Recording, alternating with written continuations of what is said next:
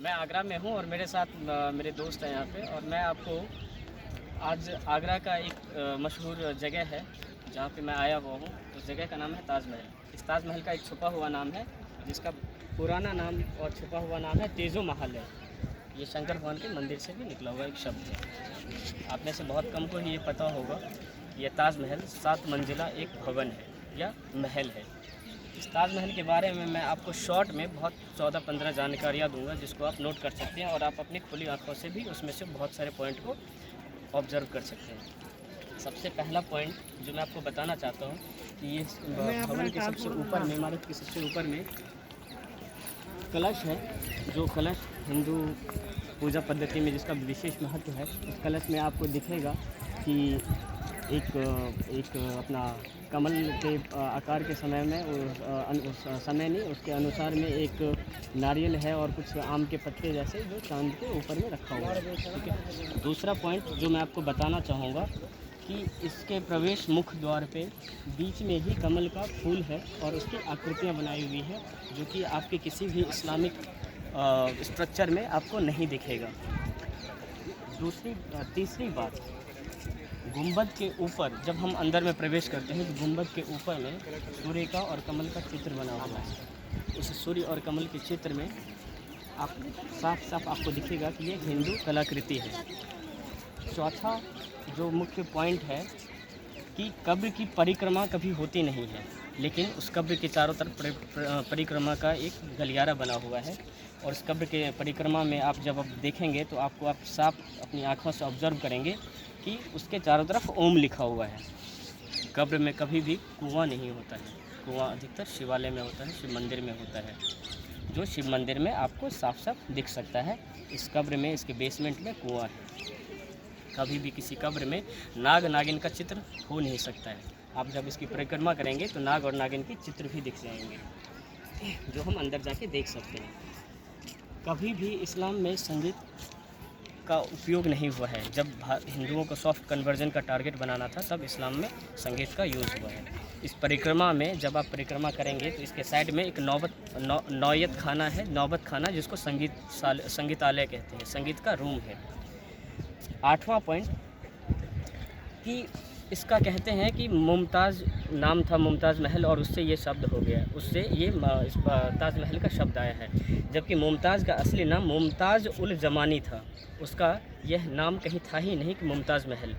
और ये सब ईरान में, सऊदी अरब में कहीं भी किसी इस्लामिक आर्किटेक्चर को रिप्रेजेंट करने के लिए महल शब्द का प्रयोग हुआ नहीं है। महल शब्द का प्रयोग केवल और केवल हिंदू आर्किटेक्चर में हुआ है। दूसरी बात, जब आप इसके बेसमेंट में परिक्रमा करते हैं चौथे तल पे, तो आपको बीच में और इसके चारों तरफ 108 कलश, जो कलश आपको ऊपर दिख रहे हैं वही नक्काशी में बनाए हुए अंदर में इसके एक चौथे तल पे आपको 108 कलश दिखेंगे जो उकेड़े हुए हैं, जो ये साफ साफ दिखाता है कि ये केवल और केवल एक हिंदू मंदिर था, जिसको इस तरह से इन्होंने एक आज की भाषा में एडिट करके अपना बनाया। अगर ये मकबरा था तो इसकी बेसमेंट में लॉक क्यों है?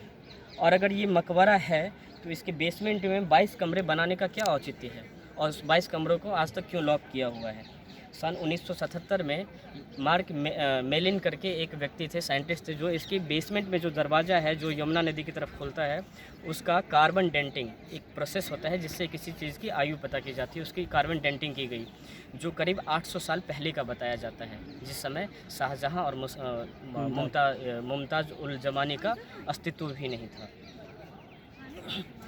इसके बेसमेंट में 22 कमरे हैं और उस 22 कमरों को जबरन में अफरा तफरी में बंद किया गया है, ना कि प्रॉपर वे में। उस 22 कमरों में के पीछे ऐसा बताया जाता है कि हिंदू देवी देवताओं के चित्र और मूर्तियां रखी हुई है। उस 22 कमरों को सुब्रमण्यम स्वामी ने 1977 में अपने सरकार के रहते खुलवाने की कोशिश की थी, जाने की कोशिश की थी, जिसको मना कर दिया गया कि आप तो अर्थशास्त्री हैं, आप यहाँ पे जाके क्या करेंगे।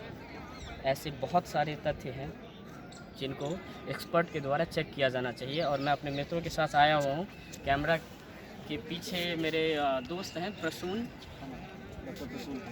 डॉक्टर प्रसून कमल, और मेरे साथ कुलदीप, सुनील जी और मणिकांत जी। कल से उदास है थोड़े। हम सब यहाँ पे आए हुए हैं और मैं आपको अपना एक पूरा व्यू दिलाना चाहूँगा और कुछ कहना ये चाहूँगा कि यहाँ पर जो भी कपल शादी करके आते हैं, उन कपल से मैं एक बात कहना चाहूँगा कि अगर ये प्रेम की दीवार और प्रेम की इमारत है तो 14 बच्चों की डिलीवरी के समय उसकी मृत्यु हुई।